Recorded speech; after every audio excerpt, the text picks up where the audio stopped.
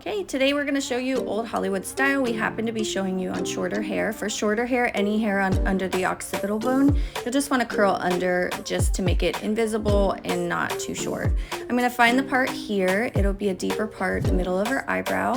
And whichever way the part is heavier, you want to be curling towards the face, and the opposite side will go away from the face. So you're going all one direction in the same direction all the way around the head. And as you can see, I put my comb there to show you where the top of the barrel will be for every single curl going around the head.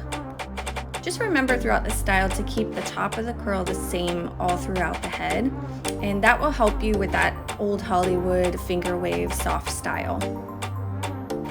So as you can see, I'm curling away from the face on the opposite side of the part, and I'm going to do that all the way around the head until I get to the front.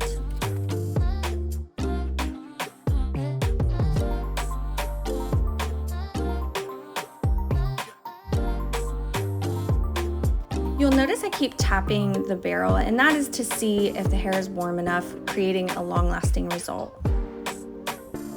Now for that last piece around the face, this is the only one where I'm going to do a horizontal curl and have the tail away from the face.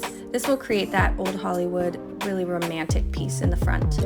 Once it's cooled, I'm going to brush through the style, and then you'll see me with a comb just lightly push up to make them go together.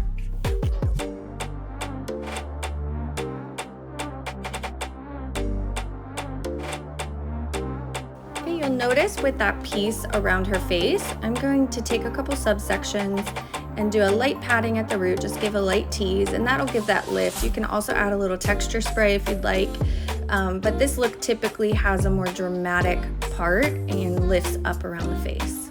Just doing my finishing touches.